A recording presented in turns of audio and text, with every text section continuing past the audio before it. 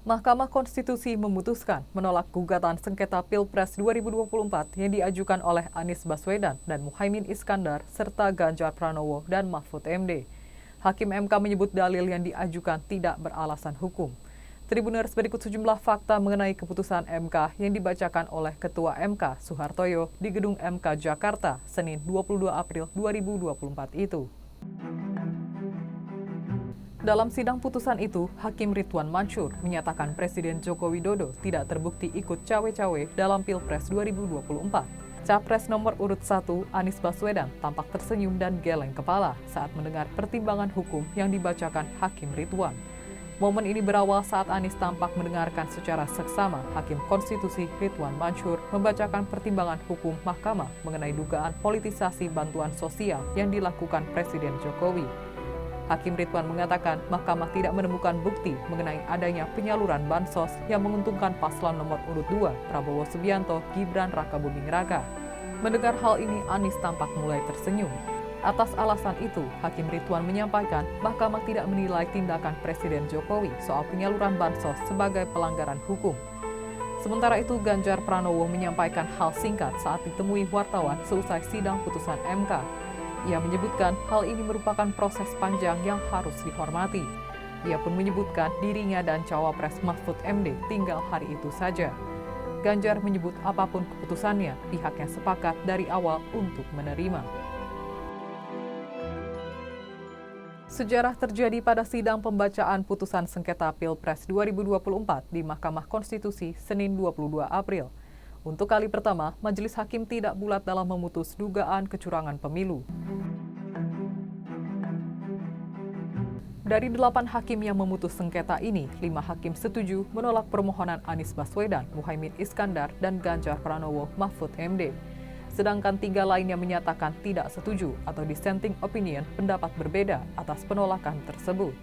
Ketiga hakim itu adalah Saldi Isra, Eni Nurbaningsih, dan Arief Hidayat. Seandainya Ketua MK Suhartoyo masuk dalam kelompok hakim yang dissenting, skor akan menjadi 4-4 dan MK bisa saja memutus pemungutan suara ulang atau PSU sebagaimana diminta para pemohon. Pasalnya dalam skor imbang, putusan yang diambil akan melihat di mana posisi ketua sidang dalam hal ini Suhartoyo. Wakil Ketua MK Saldi Isra mengkritik putusan mayoritas hakim yang dinilai hanya berfokus pada keadilan prosedural dalam penyelenggaraan pemilu, padahal itu tidak serta-merta mencerminkan keadilan substansial. Ia menjelaskan secara prosedural, pelaksanaan pemilu mungkin sudah berjalan sesuai ketentuan perundang-undangan, di mana apabila terjadi pelanggaran dan ditangani sesuai dengan mekanisme yang tersedia, maka sudah terkategori sebagai pemilu yang jujur dan adil. Ia menyinggung asas jujur dan adil dalam norma pasal 22E ayat 1 UUD 1945 menghendaki sebuah keadilan dan kejujuran pemilu yang lebih material.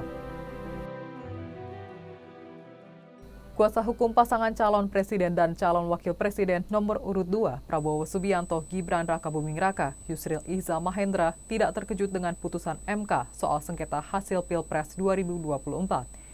Yusril mengaku sejak awal pihaknya telah memprediksi MK bakal menolak gugatan yang dimohonkan.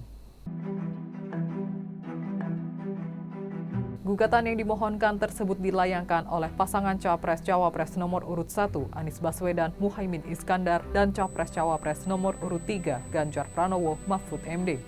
Pernyataan ini disampaikan Yusril seusai sidang putusan MK terkait sengketa hasil Pilpres 2024 Senin 22 April 2024. Lewat putusan MK, kata Yusril, seluruh dalil kecurangan pemilu yang dikemukakan Anies Muhaimin maupun Ganjar Mahfud terbantahkan.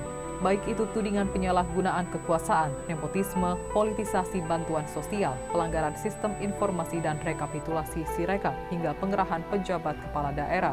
Yusril menilai baik kubu Anies Muhaimin maupun Ganjar Mahfud tidak mampu membuktikan dugaan kecurangan pemilu yang mereka tuduhkan. Bahkan keterangan 4 Menteri Kabinet Indonesia Maju dalam sidang MK beberapa waktu lalu pun bertolak belakang dengan dalil yang disampaikan para pemohon. Atas putusan MK ini, lanjut Yusril, Prabowo Gibran resmi memenangkan Pilpres 2024. Dengan demikian, pasangan Capres-Cawapres nomor urut 2 tersebut akan segera ditetapkan sebagai presiden dan wakil presiden terpilih oleh KPU RI. Presiden Joko Widodo buka suara soal putusan sengketa hasil Pilpres 2024 oleh MK. Jokowi menyebut putusan MK telah membantah tuduhan kecurangan dan ketidaknetralan pemerintah dalam Pilpres 2024.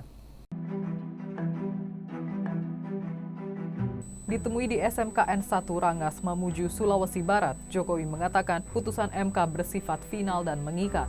Karena itu, pemerintah menghormati sepenuhnya putusan MK yang mengakui kemenangan Prabowo Subianto Gibran Rakabuming Raka di Pilpres 2024.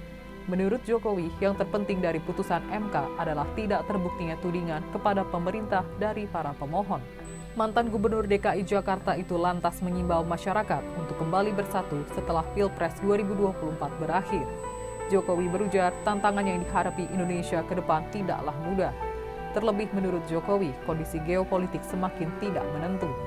Terkait dengan putusan MK, Jokowi menyebut pemerintah akan mendukung proses transisi kepada Prabowo Gibran sebagai Presiden dan Wakil Presiden terpilih 2024. Tribuners, itulah sejumlah fakta mengenai putusan Mahkamah Konstitusi soal sengketa Pilpres 2024.